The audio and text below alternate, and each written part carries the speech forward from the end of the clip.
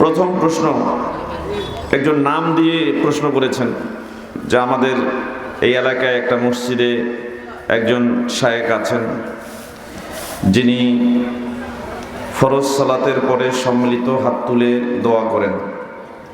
তিনি মদিনায় লেখাপড়া করেছেন। তো তিনি যদি করেন তাহলে আমরা সাধারণ যারা আলেম বাংলাদেশে লেখাপড়া করেছি তো আমরা করি না, এতে যিনি করেন তিনি কি গুনাহগার হবেন? তার কি পাপ হবে? প্রথম কথা হচ্ছে, এই পৃথিবীতে একজন মুসলিম যদি ইসলামকে মানতে চায় তাহলে একজন ব্যক্তিকে অনুসরণ করার মাধ্যমে ইসলাম মানতে হবে। তিনি হচ্ছেন মুহাম্মদুর রাসূলুল্লাহ সাল্লাল্লাহু আলাইহি ওয়াসাল্লাম। পৃথিবীতে তার মতো মানুষ কখনো ছিল না, এখনো নাই, কিয়ামতের আগ মুহূর্ত পর্যন্ত আসবে না, যেটা মাজমুউজ যাওয়াইদ নামে হাদিসের কিতাবে এসেছে, ১৩,৯৩১ নম্বর হাদিস। তো কিয়ামতের আগ মুহূর্ত পর্যন্ত তার মতো কোনো মানুষ আসবে না। সাহাবায়ে কেরাম আল্লাহর নবী মুহাম্মদুর রাসূলুল্লাহ সাল্লাল্লাহু আলাইহি ওয়াসাল্লামের ইত্তিবা করেছেন।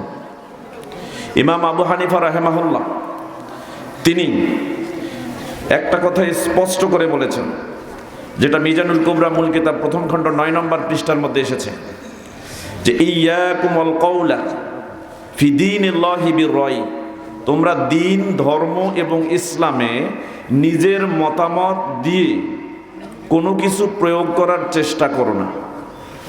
অর্থাৎ তোমার নিজের মত বলে দিয়ে বলবা যে এটা ইসলাম, এইটা গ্রহণ করা যাবে না। তাহলে কি করতে হবে? তিনি বলেছেন, আলাইকুম বিইত্তিবাইস সুন্নাহ, তোমাদেরকে রাসূল সাল্লাল্লাহু আলাইহি ওয়াসাল্লামের সুন্নাহর অনুসরণ করতে হবে।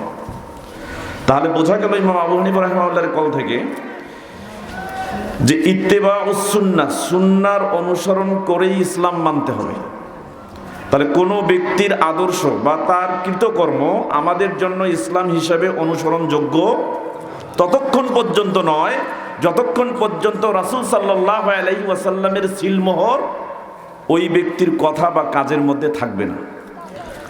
অতএব ওই ব্যক্তি যদি মদিনা থেকে আসে, মিশর থেকে আসে, সিরিয়া থেকে আসে, আলবেনিয়া থেকে আসে, হিন্দ থেকে আসে, সব থেকে বড় বিদ্যাপীঠে লেখাপড়া করে সর্বোচ্চ সনদ নিয়েও যদি আসে, সেই কথার মধ্যে যদি রাসূল সাল্লাল্লাহু আলাইহি ওয়াসাল্লামের সিলমোহর না থাকে, অনুমোদন না থাকে, তাহলে সেই কথা শরীয়তের দলিল হিসেবে গ্রহণযোগ্য নয়।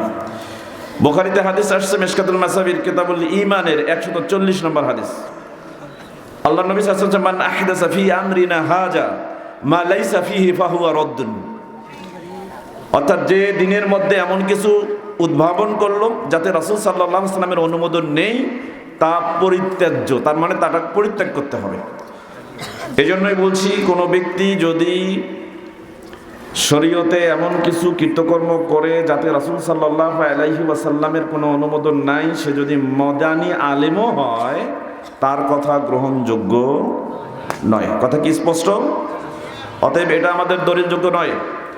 এখন আসেন ফরজ সালাতের পরে সম্মিলিত হাত তুলে দোয়া করার ব্যাপারে বাংলাদেশ সহ ভারতীয় উপমহাদেশ, এমনকি সারা বিশ্বের সমস্ত সালাফি আলেম এবং হানাফি মাযহাবের সবথেকে বিশুদ্ধ আকীদা পোষণকারী আলেমরা একমত, এটা সম্পূর্ণরূপে একটি বেদাতি কর্মকাণ্ড, যেটা এই বাংলার জমিনে সর্বপ্রথম প্রতিবাদ করেছে চট্টগ্রাম হাটহাজারী মাদ্রাসার সেই সময়, আজ থেকে ৮০-র দশকে হানাফি আলেমগণ। এখন সারা বিশ্বে, সারা বাংলাদেশ সহ ভারতীয় উপমহাদেশে এই বিষয়টি নিয়ে আলোচিত হয়। আমাদের দেশে কিছু কিছু জায়গায় এই বিষয়টা নিয়ে এখনো ধোঁয়াশা আছে। তো আমি স্পষ্ট করতে চাই, রাসূল সাল্লাল্লাহু আলাইহি ওয়াসাল্লাম থেকে স্পষ্টভাবে প্রতীয়মান ফরজ সালাতের পরে সম্মিলিত হাত তুলে দোয়া করার ব্যাপারে এই পৃথিবীর জমিনে, আমি এখনো বলছি, এই পৃথিবীর জমিনে সুস্পষ্ট কোনো সহিহ হাদিস নাই। এবং এই বিষয়ে আমি রাফিউল ফাহাদ হারাগাছ সহ রংপুরের যে কোনো জায়গায় গিয়ে এই বক্তব্য দিয়েছি। এখন পর্যন্ত আমার বক্তব্যের এগেনিস্টে কেউ আমার সামনে এই বিষয়ে চ্যালেঞ্জ করতে পারে নাই, ইনশাল্লাহ পারবেও না। তো আপনারা অবশ্যই, আমি আপনাদেরকে বলছি, আমার কথাই যে দলিল তা নয়। আমি যেগুলো রেফারেন্স দেই, যেগুলো কোরআন হাদিস থেকে বলি, আপনারা এগুলো তদন্ত করেন। তদন্ত করার পরে আপনারা দেখবেন যে আমার কথা যদি কোরআন এবং সহিহ হাদিসের সাথে মিলে তাহলে গ্রহণ করবেন, আর যদি না মিলে তাহলে ইমাম আবু হানিফা রাহিমাহুল্লাহর মতো আমিও বলবো আমার কথা ডাস্টবিনে ছুঁড়ে ফেলে দিবেন। কথা কি বুঝতে পারছেন? সম্মানিত উপস্থিতি, মুনাজাত শব্দের অর্থ আমাদেরকে বুঝতে হবে। বিষয়টা যেহেতু একটু ব্যাপক, এজন্য আমি একটু ব্যাপকভাবে উত্তরটা দেওয়ার চেষ্টা করছি। মুনাজাত শব্দটি নাজউন ধাতু হতে নির্গত। এর অর্থ হচ্ছে পরস্পর ফিস ফিস করে কথা বলা। এই ব্যাপারে সহিহ বুখারীতে হাদিস আসছে। কিতাবুস সালাত, সালাত সংক্রান্ত একটি অধ্যায়, 33 নম্বর অনুচ্ছেদ, হাদিস নাম্বার 405, 413, 416, 417 এবং 531, 5টা হাদিস আসছে। হাদিস দুটি বর্ণনা করেছেন, হাদিসগুলো বর্ণনা করেছেন দুইজন সাহাবী। একজন হলো আনাস বিন মালিক রাদিয়াল্লাহু তাআলা আনহু, আর একজন হলো আবু হুরায়রা রাদিয়াল্লাহু তাআলা আনহু। তারা দুজনেই বলেন, রাসূল সাল্লাল্লাহু আলাইহি ওয়াসাল্লাম বলেছেন, ইন্না আহাদাকুম ইযা ক্বামা ফি সালাতিহি ফাইন্নাহু ইউনাজি রাব্বাহু, নিশ্চয়ই যখন তোমাদের মধ্যে কোনো ব্যক্তি সালাতের মধ্যে দণ্ডায়মান হয় তখন সে তার রবের সাথে মুনাজাত করে। তাহলে মুনাজাতটা কোন সময়? সলাতের মধ্যে যখন দণ্ডায়মান হয় সে তার রবের সাথে মুনাজাত করে। পরের হাদিসে বলা হয়েছে, ইন্নাল মুমিনা ইউনাজি রাব্বাহু, নিশ্চয়ই মুমিন তার রবের সাথে মুনাজাত করে ফি সলাতিহি, সলাতের মধ্যে।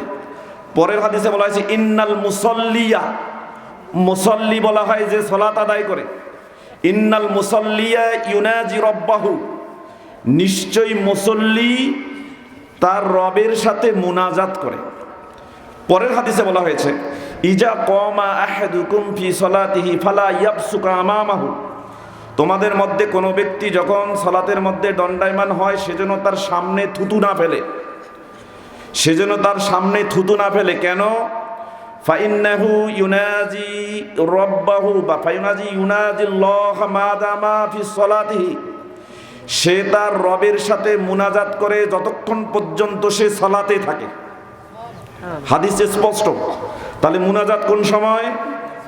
সালাতের সময়। এটার দলিল কি? সালাতের সময় যে মুনাজাত হয় তার দলিল কি? দেখেন, একটা দলিল দিচ্ছি। সহিহ মুসলিম খোলেন, 395 নম্বর হাদিস, ইবনু মাজাহ 2959 নম্বর হাদিস, তিরমিজিতে 2959 নম্বর হাদিস এবং ইবনু মাজাহর 838 নম্বর হাদিস, মিশকাতুল মাসাবি কিতাবুস সালাতের 823 নম্বর হাদিস। আবু হুরায়রা রাদিয়াল্লাহু তাআলা আনহু থেকে বর্ণিত, তিনি বলেন, রাসূল সাল্লাল্লাহু আলাইহি ওয়াসাল্লাম বলেছেন, আল্লাহ সুবহানাহু ওয়া তাআলা বলেছে। তার মানে এটা হাদিসে কুদসি। আল্লাহ সুবহানাহু ওয়া তাআলা বলেন যে কসসামতু সালাতা বাইনি ওয়া বাইনা আবদি, আমি সালাতকে দুই ভাগ করেছি, এক ভাগ আমার আর এক ভাগ আমার বান্দার। সুবহানাল্লাহ বলবেন না? কিভাবে? আল্লাহ বলছেন, যখন বান্দা বলে আলহামদুলিল্লাহি রাব্বিল আলামিন, তখন আল্লাহ বলে, আল্লাহ কি বলে দেখেন, আল্লাহ নবী বলছেন, যখন বান্দা বলে আলহামদুলিল্লাহি রাব্বিল আলামিন, তখন আল্লাহ বলে হামেদানি আবদি, আমার বান্দা আমার প্রশংসা করছে। যখন বান্দা বলে আর রহমানির রহিম, তখন আল্লাহ বলে আসনা আলাইয়া আবদি, আমার বান্দা আমার গুণ বর্ণনা করছে।